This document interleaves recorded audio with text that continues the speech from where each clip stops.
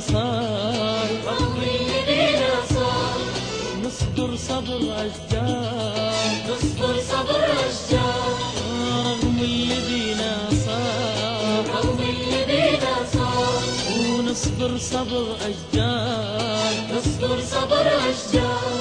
حلوين احنا ولو عالآه متعودين، حلوين احنا ولو عالآه متعودين، حلوين رغم الحزن، رغم الحزن حلوين، نضحك ولو بالدمع يا دنيا غرقانين.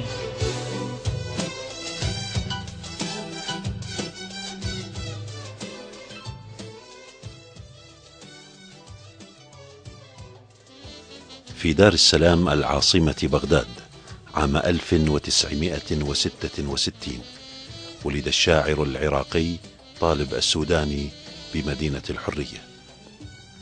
ومثلما عرفت بغداد بأنها دار الضنك والضيق للمساكين، اشتهر الشاعر بصعلكته بين المثقفين والفنانين. أحب العراق حبا كبيرا حد أنه لم يشعر بقساوة عيشه. هو أول من غنى بعد أحداث عام 2003 أغنية مو علي بابا العراقي. كتب مجموعة من الأغاني والأعمال التلفزيونية المهمة، واتخذ من قاعة حوار كهفا لتعبده. غادر الحياة تاركا عائلته تعاني من الفقر وضيق العيش حتى الآن. يا حسرة ما صرنا دمع، يا ظلمة ما صرنا شمع، يا حسرة ما صرنا دمع، يا ظلمة ما صرنا شمع، ما قلنا تعبانين تعبانين حلوين، حلوين رغم الحزن، رغم الحزن حلوين، حلوين نضحك ولو بالدمع يا دنيا غرقانين.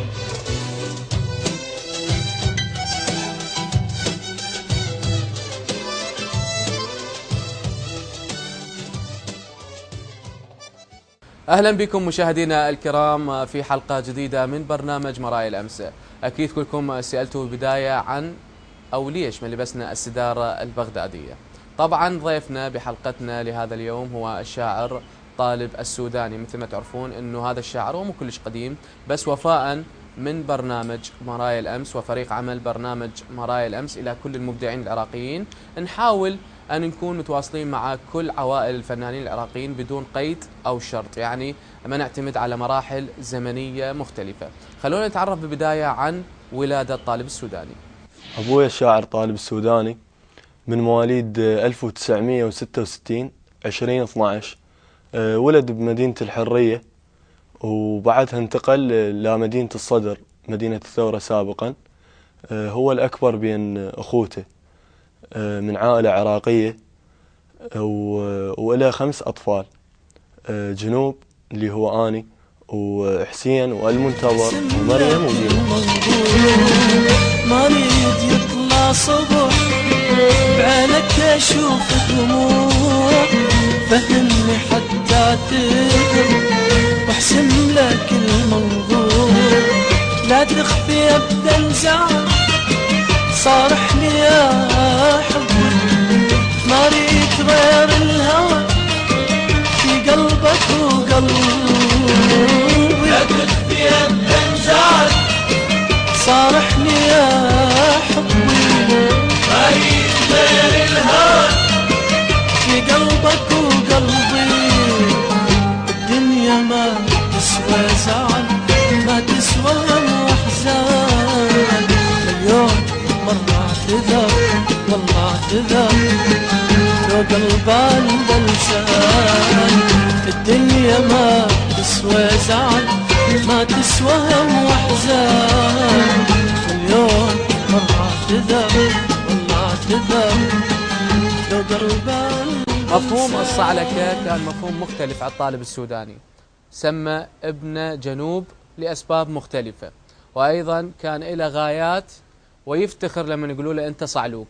خلونا نتعرف على هذا الموضوع، أهم التسميات والمسميات اللي ظهرت بحق اسم طالب السوداني.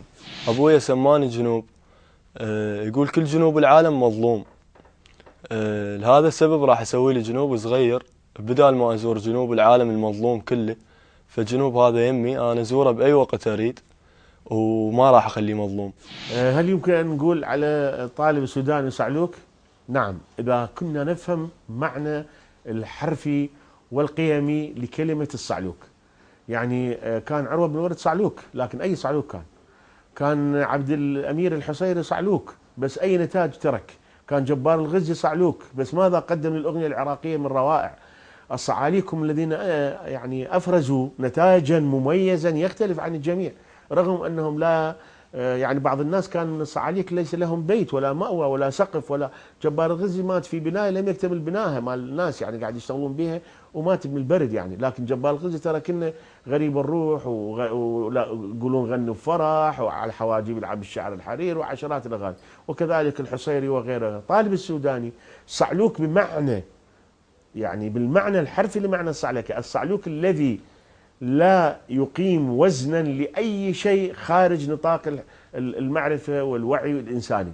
بمعنى قد يكون مع السلطة، قد يكون مع الشرطي، لكن هو في داخله ممزق الشرطة وممزق السلطة. قد يكون طالب في يوم من الأيام مع السلطة ويصفق لها، لكنه طالب في داخله ممزق هذه السلطة وضحك عليها. يذكرني طالب بحقيقة بشعره وبفكاهاته بصعاليك الفترة ما قبل الإسلام. هؤلاء العبثيون الذين يعني كانت القبائل تتكفى شرهم كما يقولون، لأن لسانهم سليط وشعرهم لا يشق له غبار كأنه السيف.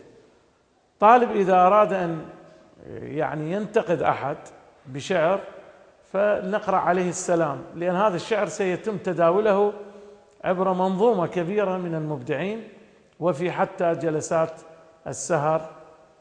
وعليه هو كان يتوقاني وأنا أتوقاه، لأني حقيقة أنا أيضا شاعر، وبهالمجال يعني كنا مسالمين، لا أحد يطرق باب الآخر بالهجاء. طبعا موضوع الصعلكة هو موجود يعني قبل لا ينولد طالب السودان وقبل لا ينولد الجيل اللي قبله. فهذا من على عهد العصر العباسي، كانوا الصعاليك يسكنون بأرض صحراوية، خلينا نقول يعني مثلا جبل أو هيك شيء. تجي قوافل الأغنياء ياخذوها يوزعوها على الناس الفقيرة المحتاجة. هذا مفهوم الصعلكة العام التعريف. أما طالب السودان تميز بيها بعطفه، ببساطته، حياته يعني العادية كانت هي عبارة عن صعلكة، اللي هو يعني كان يفكر بشغلات غريبة. طالب السوداني كان رافض متمرد، يتهم بالصعلكة. الصعلكة في بعض الأحيان بها جانب إيجابي كبير، لأنه من ترفض المألوف والرتيب والعادي والنمطي، هذا شيء إيجابي. طالب السوداني الله يرحمه بالكتابات وبالسلوك كان رافض رقم واحد، متمرد على كل الأشياء، متمرد على نفسه، على عائلته، على المجتمع، على كثير من الأطر والظروف.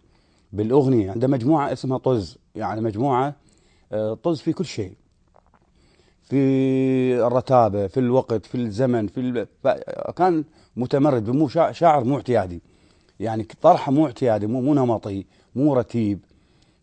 يحاول أن يخلق لنفسه وخلق لنفسه بصمة اسمها طالب السوداني، بصمة أنه مغاير للاتجاه، مغاير للريح، يسير في مجال خاص صنع عن نفسه، في طريق صنع عن نفسه إلى هو الوحدة.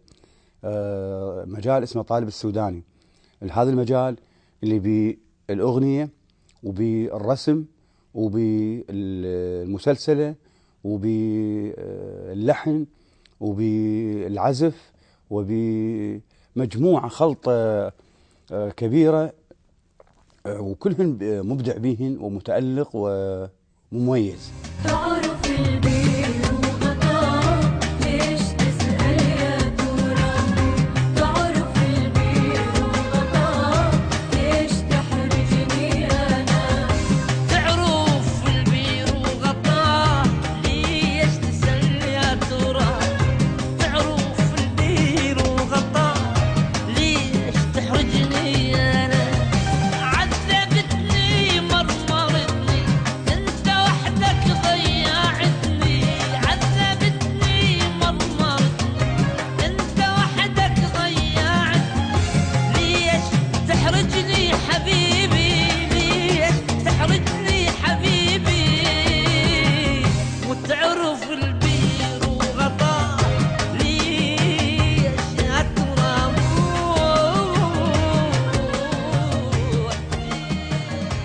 بداية علاقتي بطالب السوداني الله يرحمه تعرفت عليه بداية الثمانينات، يعني منتصف الثمانينات أو 82 83 في الحدود تقريبا.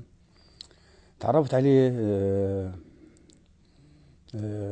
عازف، تعرفت عليه عازف للآلات الإيقاعية. طالب السوداني حقيقي في كل شيء، إنسان طيب حد النخاع، صاحب قفشة، روحه مرحة، موهوب بشكل مبدع،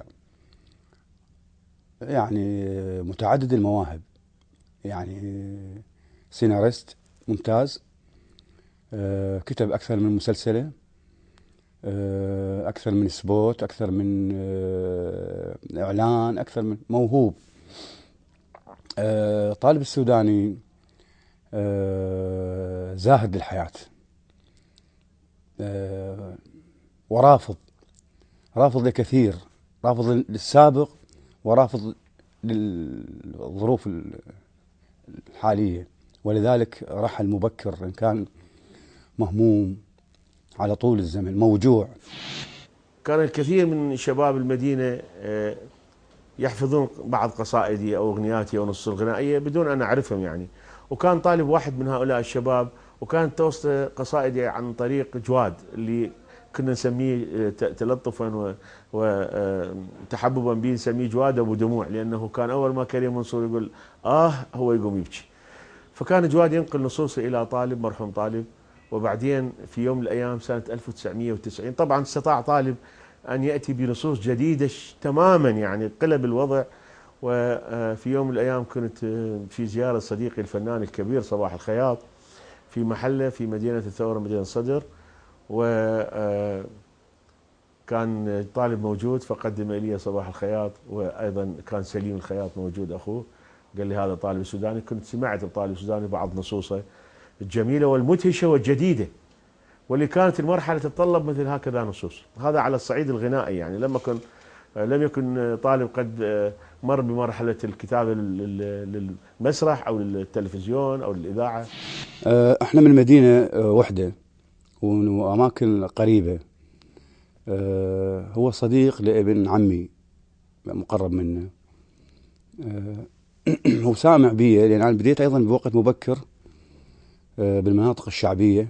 أنا من مدينة الصدر حاليا، مدينة الثورة، وكنت على مستوى المدينة يعني معروف، يعرفوني عازف وأغني، وعندي محاولات بالتلحين، فسمعني مجموعة نصوص عجبتني حلوة، واستمرت العلاقة أنا وأبو جنوب الله يرحمه إلى أن قبل لا يغادر بأيام بسيطة.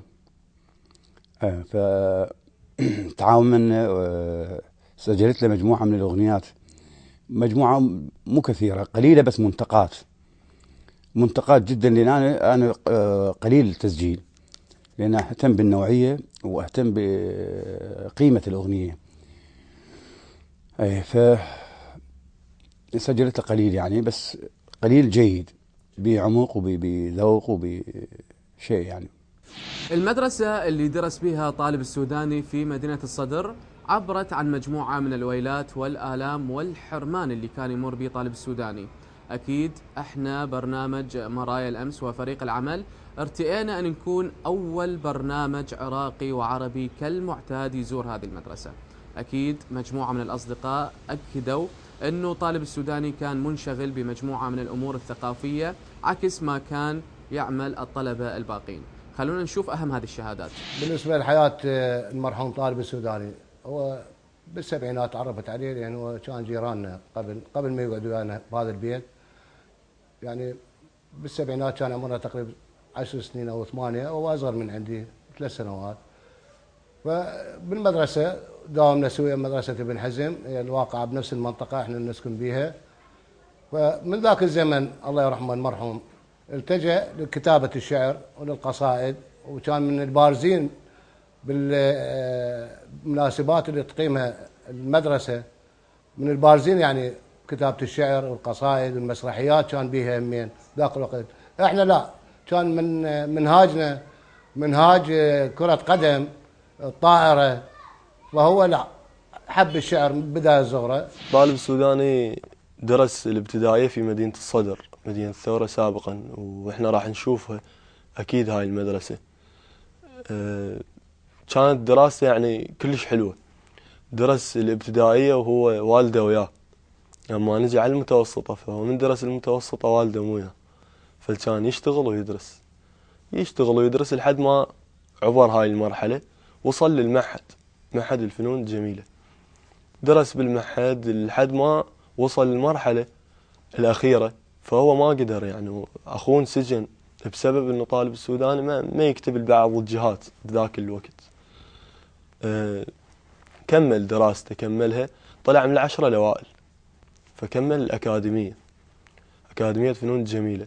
درس أكاديمية فنون جميلة، وصل للمرحلة الثانية وتوقف عن الدراسة بسبب أخوه انحكم 15 سنة. فهذا السبب كان يعني كلش قوي بحياته. عقيل انه انحكم وانا ما اقدر، وبس انا وعقيل، لان عندنا عمي الاخر نبيل كان بذاك الوقت يعني مهاجم ما يقدر، فبس هو ظل بالبيت، يعني شي يصير ما قدر، انتبه للشعر والمواضيع غير. مهما يعذبنا الزمن حلوين، ودموعنا هي الزمن حلوين. مهما يعذبنا الزمن حلوين، ودموعنا هي الثمن حلوين. نصبر ولا يهمنا الألم، وما نعيش في وندم. نصبر ولا يهمنا الألم، وما نعيش في وندم.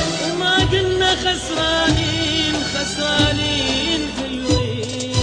حلوين رغم الحزن، رغم الحزن حلوين. نضحك ولو بالدمع، يا دنيا غرقانين.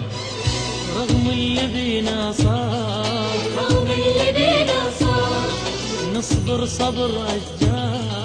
نصبر صبر أشجار. رغم اللي بينا صار، رغم اللي بينا صار، ونصبر صبر أشجار. نصبر صبر أشجار. حلوين احنا ولو عالآه متعودين. حلوين احنا ولو عالآه متعودين. حلوين رغم الحزن، رغم الحزن حلوين. نضحك ولو بالدمع، يا دنيا غرقانين.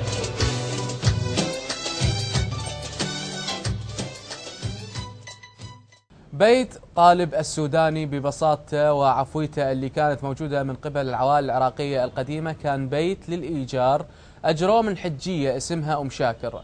برنامج مرايا الأمس دائما وكالمعتاد أول برنامج عراقي بكادره الطيب يحاول أن يزور أهم الأماكن اللي يتواجد بها الفنانين العراقيين في السابق. اليوم احنا زرنا بيت طالب السوداني اللي كتب به أغلب القصائد. خلونا نتعرف على كواليس هذا البيت. طبعا وراء المرحلة اجى يعني صادف القدر ان يقعد ويانا بنفس هذا البيت اللي انتم قاعدين تصورون به. فمن اجى هنا يعني طبعا بهاي المرحله تفارقنا، يعني رحت للجيش بيها وتفارقنا تقريبا، بس يعني نتلاقى يعني صدف، قمنا داخل قطاع بس نتلاقى صدف. بمرور الزمن اجى قعد وياي بنفس الدار هذا الموجود، فيكتب شعر نوبات مثل موجود. يعني يقول لي ابو عمر تعال شوف هاي القصيده، شوف الشعر هذا الشعبي او الشعر مال المسرحيات كان يكتب بيها. وكان يجون وياه مثل راسم الجميلي الله يرحمه، اجا مرتين وياه البيت هنا، ومن ضمنهم شاعر سالم يعني نسيت اسمه همين، مقدم مال العراقيه، طلع بالعراقيه مال شيوخه هن يمكن بيها، هم كان يزور هنا البيت. فكان يعني نشجعه احنا، هو بدون تشجيع لان هو الولد ممارس الشعر هو صغير، مارس الشعر هو صغير، يعني منهجه وشاعر يعتبر، يعني حتى المنطقه 3/4 تعرفه. كان هذا بيتهم قاطن، وكانت امهم تجي تاخذ من عندي بارد تشيل كل 3 صناديق على راسها سويه امه. تالي الوقت غدر بيهم. هاي قصه حياته ما عنده. طالب انا حافظه كمبدع، ودائما من اذكر اسماء مبدعين هذه المدينه، يعني حتما طالب اول اسماء تاتي. التقي في مرات متباعده، خاصه بعد سفري للولايات المتحده الامريكيه ومن 96، يعني جيت سنه 2006. يعني هاي الفتره الطويله اللي بقيت بيها انا، كان طالب يسال عني باستمرار، وكل اصدقائي اللي اتخابر وياهم واسال عنهم ينقلوا لي تحياته، وانا اعرف هو يحبني جدا ومثل ما انا احبه جدا، وانا فخور به بصراحه، يعني فخور بهذا الولد الشاب المبدع الجميل ابن المدينه المسحوق والمسحوقه. استطاع ان يترجم مشاعرهم واحاسيسهم بشكل صادق، لم يجامل، ربما جاملنا كثيرا، ربما نافقنا بدافع الكتابه، ربما نافقنا حتى مع ذاتنا، الا طالب فلم ينافق، كان صادق مع نفسه، صادق مع بيئته، صادق مع ناسه، وكان لا يستحي من احد ولا يخاف من احد، وحتى سواء كان صاحي او كان مخمور، كان دائما متقد الذاكره، ولم يكن طالب في يوم من الايام فاقد وعيه اطلاقا، حتى وهو في حاله الفقدان كان في قمه ذاكرته المتقده وفي احساسه العالي بالاشياء، لذلك كان ينتقد بقوه وتعبر، وطبعا عنده مشاكل مع الامن والشرطه بسبب هذا النقد اللاذع، وبسبب هاي الحساسيه العاليه اتجاه الاشياء. طالب ابن مدينته ومترجم مشاعر مدينته بلا نقاش ولا اختلاف. طبعا احنا بعد شوي راح نروح نشوف البيت اللي سكننا به بمدينة الصدر، ونروح نسلم على العائلة هاي اللي جاورتنا سنين. ما عنده منين يجيب يا خلق الله، ما عنده منين يجيب يا خلق الله، ربيته مثل الطير انقلب حيه يا خلق الله، ما عنده منين يجيب يا خلق الله، شوف شعيمل ويا يربات ايديه يا خلق الله، ما عنده منين يجيب يا خلق الله، ربيته مثل الطير انقلب حيه يا خلق الله، ما عنده منين يجيب يا خلق الله، شوف شعيمل ويا يربات ايديه يا خلق الله، ما عنده منين يجيب يا خلق الله، ما عنده منين يجيب يا خلق الله، ما عنده منين يجيب يا خلق الله، ما عنده منين يجيب يا خلق الله، ما عنده منين يجيب يا خلق الله.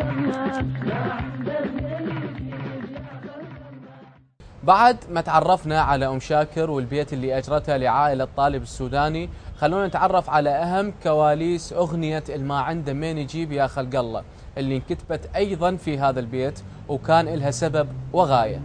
فأكو بهذا البيت أكو مرة عجوز، هاي المرة يعني طالب كان يتونس بالحكي وياها، يتونس بكل شيء وياها، بالرغم ما هي صاحبة البيت اللي تاخذ من عنده الإيجار. هاي المرة أكثر مصطلحات الأغاني طلعت من عندها اللي هي أم شاكر. فد مرة من المرات طالب السوداني يعني ما عنده فلوس إيجار وهاي، فجته قالت له ما طالب شني؟ قال لها ما عندي. هو ما عنده منين يجيب؟ قالت له يا خلق الله. راحت فترة، جت فترة هم نفس الوضعية، قالت له ها طالب؟ قالها ما عندي. قالت له ما عنده منين يجيب؟ قالها يا خلق الله. فمنها وصارت أغنية الما عنده منين يجيب يا خلق الله. طالب السوداني كان حامل الهم العراقي وليس مدينته فقط، كان حامل الهموم العراقية، الوجع العراقي، العوز العراقي. هو عانى من عوز، ما عنده بيت، مر بظروف عائلية جدا صعبة، وفاة أخوه وأبوه يعني هذا الشتات اللي صار وياه، وتنقلات من بيت إلى بيت وكلها بالإيجار، ووضع المادة الصعب المستمر والعوز. فما كان حامل الهم هم المدينة أبدا، كان شايل الهم العراقي، العوز، الظروف الصعبة، الضغوطات. لأن قلت لك هو ما يتعامل بالأشياء من عين وحدة، هو شايل عيون أخرى، يشوف الهم يتحسسه يتلمسه أكثر من الآخرين الاعتياديين. قاعدين إحنا وياه ذاك النهر ما عنده خبز خطية، ما عندهم قعد قال ها مشاكر. قلت له يابا ما عنده هو منين يجيب؟ قال يا خلق الله. مشكلة الطالب السوداني يبدو كانت أزلية مع الوضع المادي، وحقيقة هذا الوضع ألقى بظلاله على مجمل حياته. يعني لا أبخس الرجل حقه إذا قلت بأنه هو شاعر غنائي من الطراز الأول، ولكن لم يستطع برغم هذه المواهب العديدة أن يتجاوز محنته في مجال الوضع الفقر كما نسميه. والله قعد يمي كان حالتهم زينة، وكان هذا بيتهم هنا يمي قاطن، الوقت زبه وما عنده، وعنده جهال 4. ما عنده من يجيب. هاي صارت بيوم كان عليهم ايجار متراكم شهرين او شهر، فهو ما عنده كان خطيه بقته، كان مشتغل ما منطي العمل ماله. فمن اجت والدتي عليه طلبت الايجار، قالت لا طالب، قال والله مشاكر بعد ما منطيني. حاتم بقته، يمكن حاتم العراقي كان متعامل وياه، هو متعامل ويا مطربين يعني كبار بالنسبه له.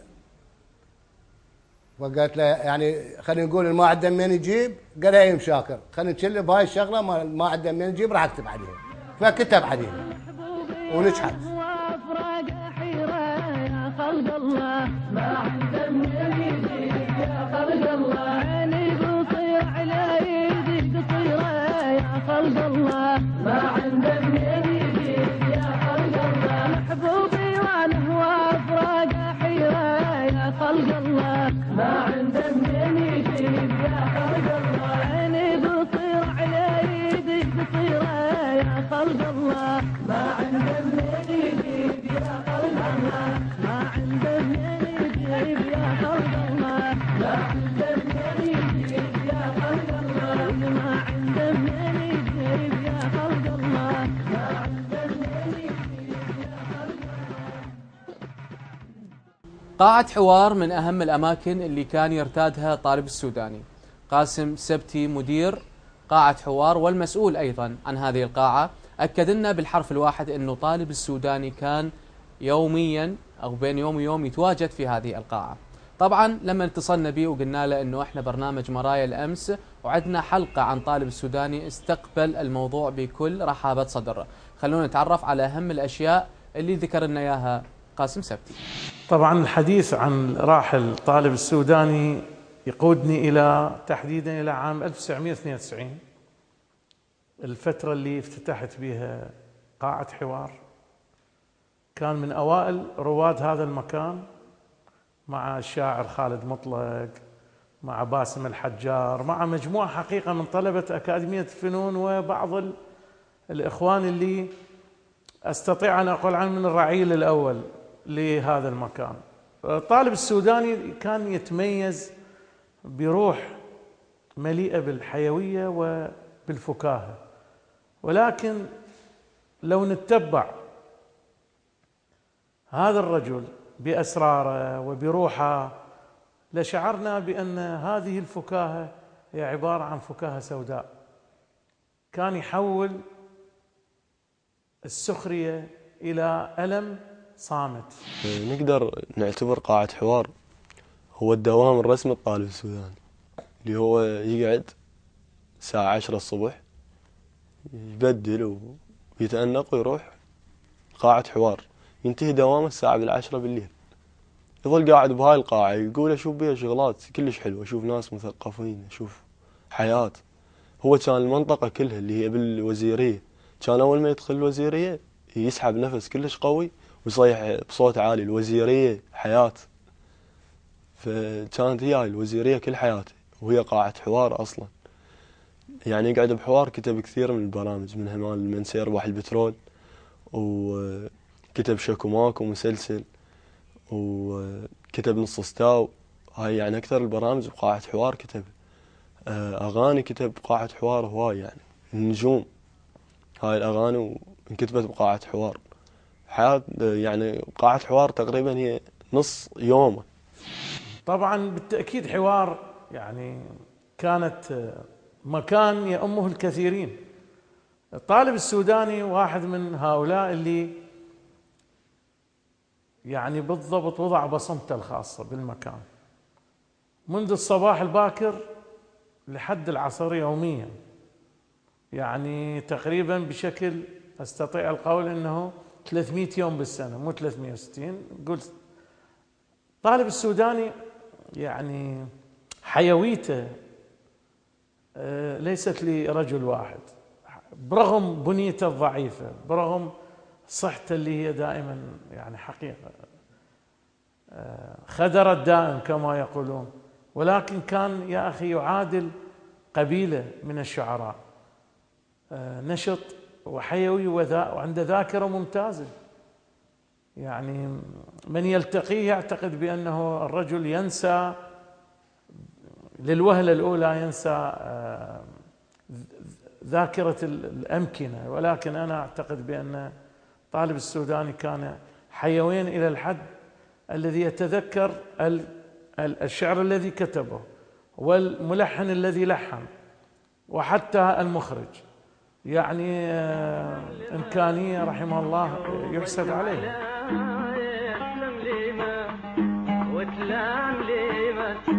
كلهن على تلمليمة هموم ويل همومي ما يتوصفن وتلمليمة شو بس على تلمليمة وهموم ويلي همومي ما يتوصفن ما يهيدن بيا يوم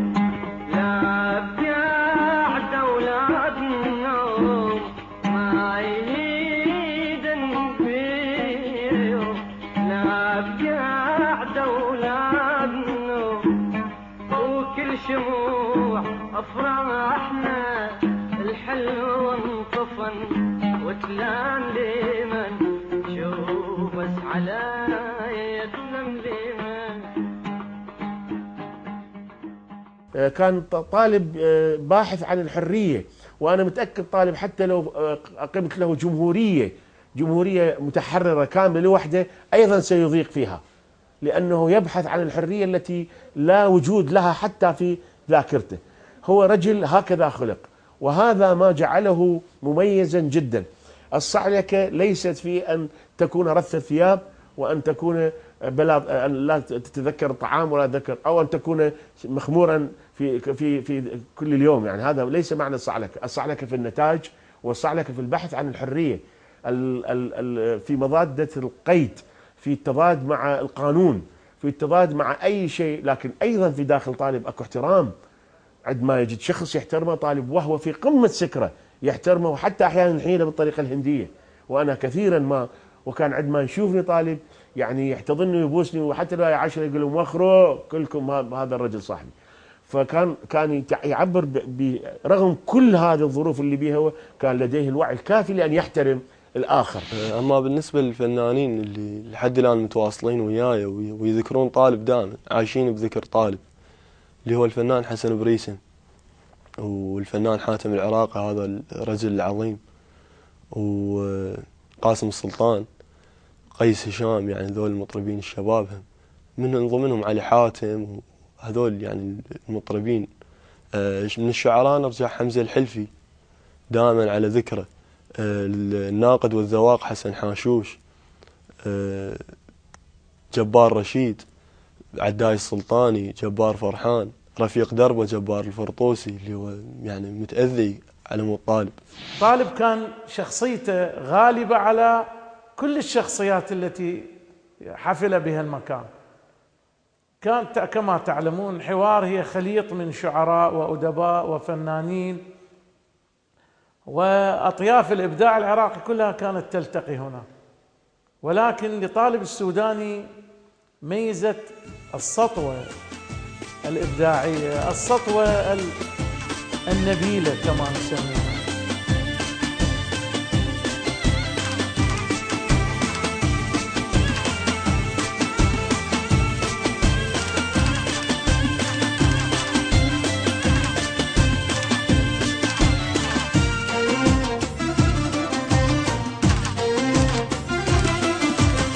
سهران تعبني حزنان قلبي من القهر سهران تعبني السهر حزنان قلبي من القهر مليان بالهم يا بشر مليان بالهم يا بشر كله بسبب فرقه كله بسبب فرقه كله بسبب فرقه كله بسبب فرقه سهر تعبني السهر حزنان قلبي من القهر سهر تعبني السهر حزنان قلبي من القهر مليان بالهم يا بشر مليان بالهم يا بشر كله بسبب فرقه كله بسبب فرقه كله بسبب فرقه كله بسبب فرقه.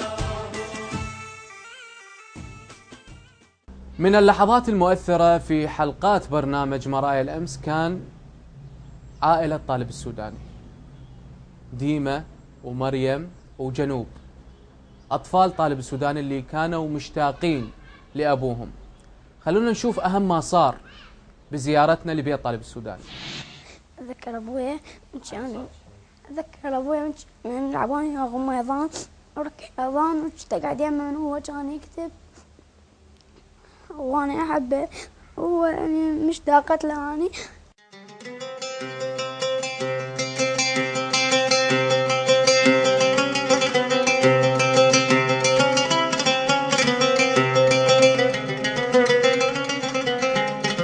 مشتاقة له أني وأحبه وهو يحبني.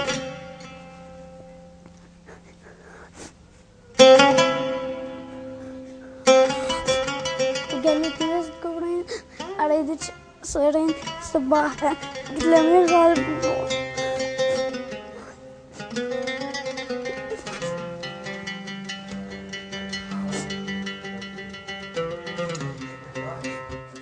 أبوي الشاعر طالب السوداني كان مو مثل باقي العالم، يعني كان ماكو فد يوم يمر وهو ما يضحك بيه. دوم يضحك دوم يسولف دوم يلعب الشاقة ويانا، كان كل شغله يسويها لنا لطيفة، ماكو شي يغلط بيه ويانا ولا غلط بحقنا أبدا. طبعا حياته كانت ويانا بالبيت يعني حياة نفسية، كان يعلمنا يعني شغلات يعني غريبة، احنا نتفاجئ انه كأب يعلمنا اياها. يعني يقول انتو تربوا تربية بالبيت وتربية بالشارع. نقول له ليش؟ يقول حتى ما تنغلبون يعني لا بالبيت ولا بالشارع، تكونون مثقفين بكل مكان وورقة رابحة. اما نرجع له فهو حياته ويانا يعني حياة غريبة كلش حلوة، ما محسسنا بانه هو اب، لا هو اخونا الكبير وجاي يعلمنا او صديقنا. يعني اكثر يعني من يقعد يشاق ويانا ومن يكتب فيجي يسمعنا، هاي حلوة. ماكو فد يوم مر بدون ما أذكر أبويا بيه، ماكو فد يوم مر ما بكيت عليه، ماكو فد يوم بأي شيء كان يصير كنت أذكره، أو يصير فد شيء أضرب مثل فيه. هواي شغلات الواحد يعني لازم يحتاج لأب يعني هم جزء من الحياة. صح احنا عندنا أم لكن هم نفتقد أبونا، بس المهم أمنا كافي، أمنا هم زينة ويانا وتعبنا وتلبي كل طلباتنا، وهم نحمد الله ونشكر إنه أمنا ويانا. بس أبوي هم بعد بذكرانا ما ناسي ولا عافي. يا ليلي يا ليلي يا ليلي يا ليلي أنا العلا والنتي والنلي سابع جار شاركني في بلويتي اي من شاف ميسر. انا العلا والنتي والنلي سابع جار شاركني في بلويتي اي من شاف ميسر. الأهل عافوني وأحبابي خانوني، الأهل عافوني وأحبابي خانوني، والكل تركوني أتقلب على النار. أيوة الكل تركوني أتقلب على النار. طالب السوداني صاحب أول أغنية عراقية وطنية بعد عام 2003. حاول أن يدافع على اسم العراقي بشكل عام، حاول أن يرسخ المبادئ والقيم الإنسانية اللي امتاز بها السومريين العراقيين. طبعا طالب السوداني هو صاحب أغنية أو صاحب كلمات أغنية مو علي بابا العراقي سومري والأصل راقي. خلونا نتعرف على أهم الأشياء الموجودة في هذه الأغنية. التهمة اللي متهم بها العراقي أنه حرامي، فحتى نقول للعالم أنه العراقي هذا ابن الحضارة، ابن التاريخ، ابن هذا العمق اللي ممتد إلى 7000 سنة، مو حرامي. إن طلع واحد هنا أو اثنين أو 10 تحصيل حاصل تصير بكل المجتمعات بكل الشعوب. كنت مختلف ويا طالب بزعل، لأنه كان متمرد وأحيانا يتجاوز على بعض الأصدقاء، فكنت زعلان وياه ورا سقوط النظام. فحتى يراضيني بالمناسبة وكل شيء جل علاقتي به أني والشاعر حمزة الحلفي، يعني له قيمة خاصة عنده. حتى يراضيني قال لي زين شلون احنا نبقى زعلان علي ما راضي؟ قلت له ما ارضى عليك، تبدل سلوكك، ما تتجاوز على الاخرين، انت شاعر، انت انسان جيد وصديقي وقديم، ولكن عندك اخطاء ما معقوله يعني لازم تغيرها يعني. قال زين اراضيك باغنيه؟ قلت له اسمعها. قال لي مو علي بابا العراقي. قلت له شلون؟ قال لي مو علي بابا العراقي سومري ومن اصل راقي. قلت له هاي هسه رضيتك، تعال قد هسه اراضيك، كمل اياها. كمل لي الكلام بس بعد بي يعني اراد تصليح. قلت له هاي الدخول يجنن، هذا نقول للعالم وللامريكان ولكل الناس انه العراقي مو حرامي، العراقي هذا ابن الحضارات وابن المقدسات، ابن هذا العمق والارث هذا التاريخ الكبير، شلون حرامي يعني؟ بس هاي الصفه وهاي الصفات العظيمه اللي بالعراقي. قال ما اعرف، هذا يمك حمزه الحلفي والوحيد اللي من حقه ان يكملها او يضيف عليها يعدلها، ما اعرف. اي طبعا حمزه قال له الله هذا اكملها وتنزل باسم طالب السوداني. قلت هسه مهم احنا ننزل شيء نقول للعالم هيك. فكملها الشاعر حمزه الحلفي وطلعت للناس من خلال احدى الفضائيات العراقيه، القناه العراقيه، وسوت فد شيء بوقتها وبعدها منعت. منعوها ما اعرف من المنحها، ما اعرف ليش، بس هي اخذت صدى جيد وصدى اغنيه وطنيه انسانيه بها وجدان عالي، لانه وصفنا العراقي وصفاته، انه العراقي هذا مو هذا تقولون عليه حرامي، لا، العراقي هذا الانسان يعني بالاغنيه. طالب من حبه للعراق وحبه لبغداد مخصصا، يعني كتب قصيده نذكر مقطع من عندها اللي هي تقول اقسم بملح الخبز والعافي واقسم باقدام بنتي الحافي، ما تسليني ملذات الحياه لو شفت روجه حزينه بالفرات. وعنده قصيدته الثانيه اللي هو كان يرددها دائما ويحبها، يعني يقول العواصف نار هبت حرقت الريح، من طاح الأذان بزحمة الخوف، ومن صار الكفر تربة وتسابيح، من كان الحكي بلا رتفين قال مو شحلو خرسة وخايفة تصيح، من توفى دمعنا كان ليرات مو هسه الدمع دمع التماسيح، ومن كانت الناس المن صدق ناس اللي يطيح الكون كله وهي ما تطيح، ومن كان الطفل مرجوح تحبال كانت للزلم نفس المراجيح. طبعا بهاي القصيدة هو ذكر معاناة الشعب العراقي، بس بصورة غير مباشرة نقدر نقول.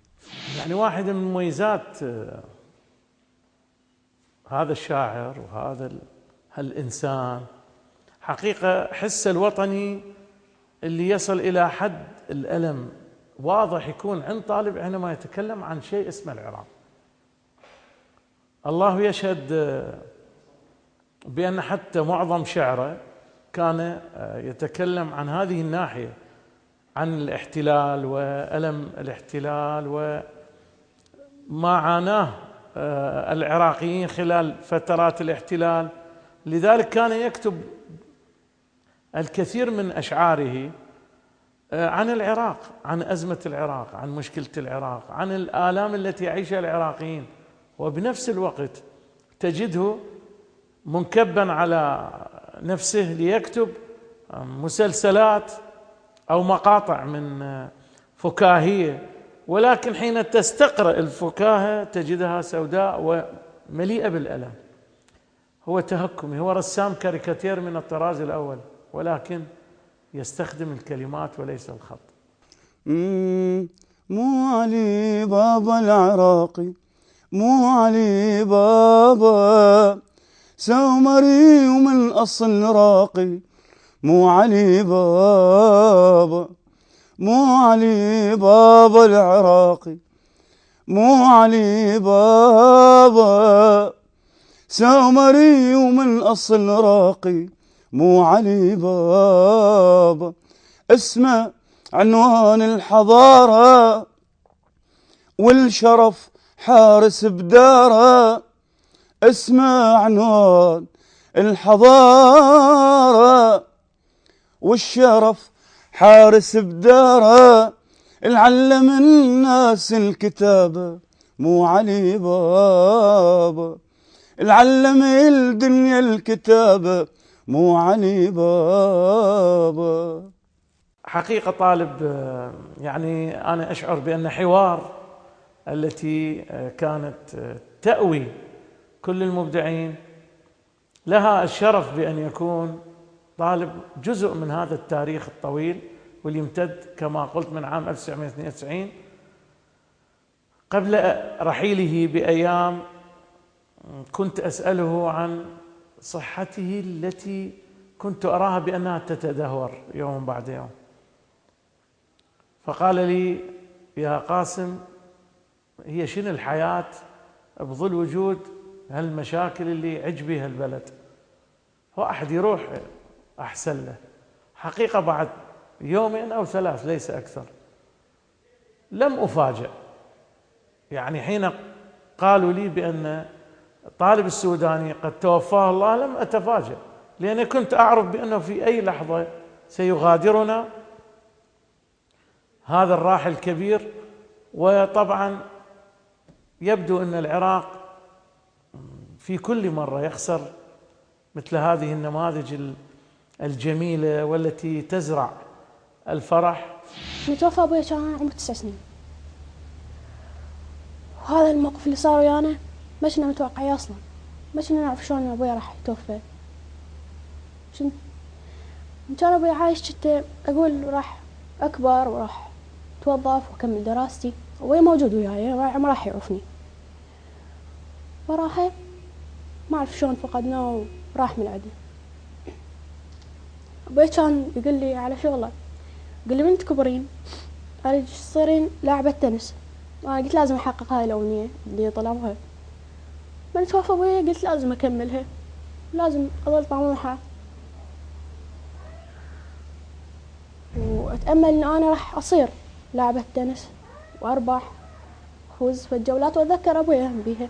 اليوم اللي توفى أنا طلعت من الصبح للشغل، كان عندي شغل فرجعت، طلعت الساعة 8، رجعت الساعة 10:30 11. فقال ها اليوم شو من وقت رجعت؟ قلت له شغل ماكو. قال ها، قال جهز لي هدوم وانا راح اطب لي الحمام اسبح، وحتى نروح انا وياك اكو تسجيل اغاني الاوراس ستار كان بوقتها ورنا وليد وماهر احمد. قلت له ماشي. فانا ظليت اجهز له هدوم وعطر له بيهن، فما سمعت غير صيحه جنوب جنوب. رحت اركض لقيته واقع، شلته حطيته على فراش وشبيك بابا؟ قال رجليه ماتن، انا يمكن اليوم ما مات. فهو من قال هيك انا بكيت الصراحه، يعني موقف قوي. ظل يباوع على يعني المبرده كانت عندنا، يباوع على الفتحه مالها ويحكي، بس ما اعرف يحكي يعني. انا يعني ما متأمن انه هو يموت. فقال طيني تمر، طيني ماي. طيته تمر وانطيته ماي. قلت له بابا اهدى وما ادري شنو، احنا ايش عندنا غيرك؟ انت وين يعني تموت شلون؟ احنا المن، احنا ما عندنا حتى وطن بوطننا. فقال الله كريم، انتو لكم الله. قلت له ان شاء الله.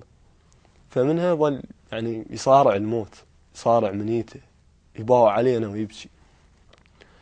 فصارت فترة الساعة هيك بالأربعة، هيك 3:30 الظهر.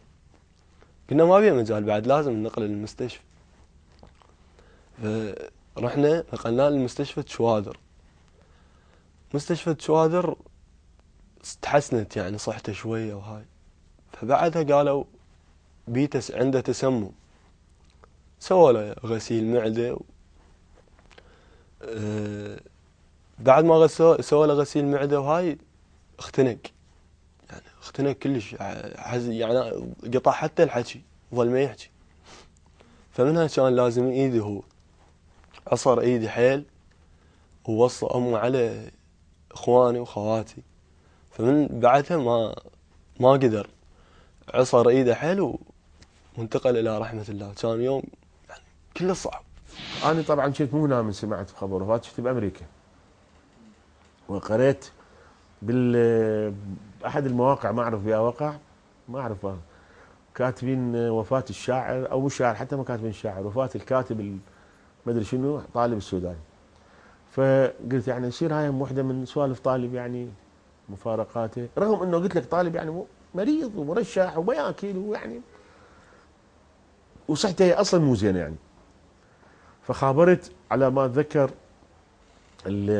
كان بوقتها، كنت بوقتها دا احكي ويا، مو انا خابرته وانما كنت دا احكي ويا صديق من اصدقائنا انا وياه اسمه عباس غيلان. فقلت له ابو اثار اكو هيك خبر ارجو ان يطلع مو صحيح. قال لي شنو؟ قلت له طالب سوداني. قال لي لا توفى صحيح. فحقيقه كان هو بالعراق نهار واحنا عندنا بالليل. اقسم بالله العظيم ما نمت للصبح. يعني كان عندنا الساعه 11 بالليل او 12 وكان بالعراق نهار. فبقيت بالليل قاعد للصبح وحتى انا كنت تارك الجيجار من فتره كلش طويله، دخنت جيجاره وتاذيت كلش، تاذيت يمكن نمت الصبح. وصادف ورا 5 ايام او 6 ايام انا جيت للعراق. فكانت يعني انا يعني لا زلت حتى هاي اللحظه ما اصدق.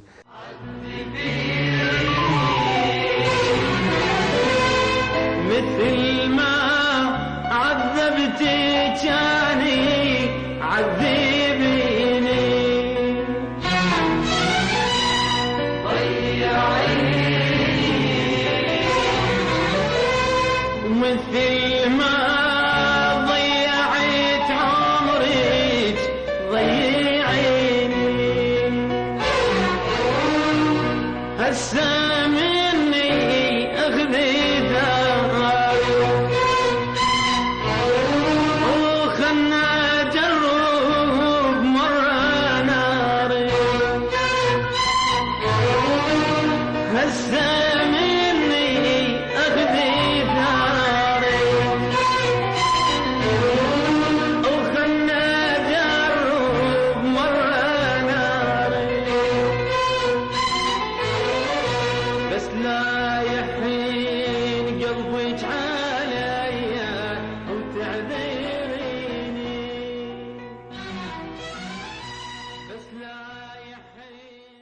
في ختام حلقتنا لهذا اليوم من برنامج مرايا الأمس، تذكرنا احنا وياكم أو استذكرنا شخصية وشاعر عراقي مهم، انطى للأغنية العراقية وأيضا للدراما التلفزيونية مجموعة من الكلمات ومجموعة من المسلسلات المهمة.